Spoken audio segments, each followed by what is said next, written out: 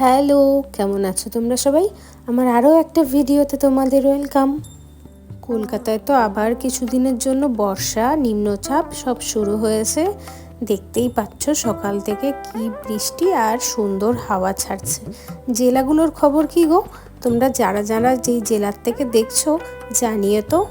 আর এই দেখো বর্ষায় কি হলো, একটা কলা গাছ ভেঙে গেল আর কলার যে কাঁধিটা ছিল সেইটাও পড়ে গেল।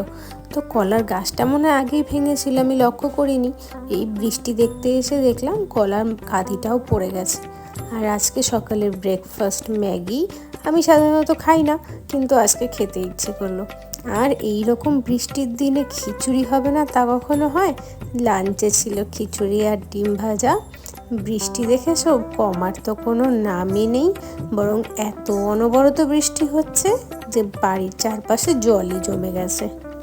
সন্ধেবেলা একটু কফি খেতে খেতে ভাবলাম যে রাত্রে আর কি খাওয়া যায়, যেটা একটু স্পেশাল হবে, কেন কি দুপুরে শুধু খিচুড়ি আর ডিম ভাজা দিয়েই গেছে।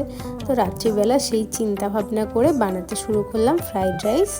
আর রাত্রে হবে ফ্রাইড রাইস, সেই জন্য বর বললো ঠিক আছে তাহলে আমাকে অল্প করে চিকেনও করে দিস।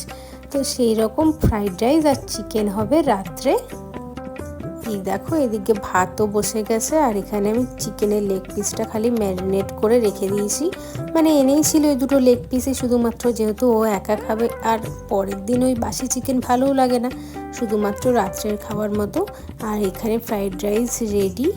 এবার করব চিকেন কষা, মানে শুধুই লেগ পিস কষাই বলতে পারো।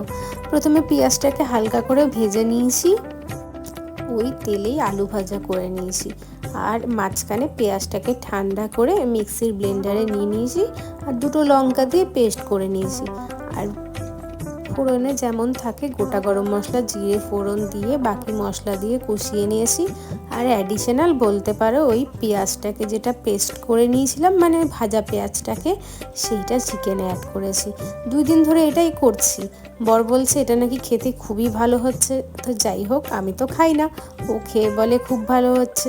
সেই জন্য এখন ওই প্রসেসই চলছে, মানে এখন যতদিন না পর্যন্ত মুখের টেস্ট আবার চেঞ্জ হয়। আচ্ছা, আমি না চিকেনটাকে একটু ভেজে নিয়েছিলাম। আর তারপরে চিকেন কষা আর ফ্রাইড রাইস খাওয়া দাওয়া তো শেষ। তারপরে গ্যাস শুরু হলো পরিষ্কার করা, কেন কি তেল টেল এত ছিটে আসে, সেই জন্য একবারে ভাবলাম গ্যাসটা পরিষ্কারও করে নিই। এটা সানডে সকালের ক্লিপ। সানডে মানে বেশিরভাগই আমাদের ওয়াশিং মেশিনে কাপড় যায়, তো কাপড় দিয়ে আমি শুরু করলাম রান্না। আজকে কিচ্ছু না, শুধুমাত্র উচ্ছে ভাজা আর ডিমের ঝোল করেছি। আর একটুখানি ফ্রাইড রাইস রেখে দিয়েছিলাম ডিমের ঝোল দিয়ে খাবার জন্য। তো খাওয়া দাওয়া রেস্ট মিটিয়ে বিকালবেলা পায়ের দিকে তাকিয়ে দেখলাম কি বাজে অবস্থা হয়ে আছে। আর এই দেখো যেটা একটু লাইট শেড দেখতে পাচ্ছ, ওটা আমি 2 বছর ধরেও শেষ করে উঠতে পারিনি। আর রিসেন্টলি ডার্ক শেডটা একটু কিনেছি। তো যাই হোক, হাতে পায়ে একটু নেল পালিশ পরে বসলাম একটু টোস্ট খেতে, খিদে পাচ্ছিল একটু একটু।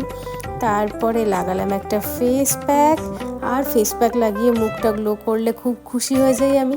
আর দেখো বিছানার অবস্থা। তারপরে এই তো বিছানার কভার টভার সব চেঞ্জ করব।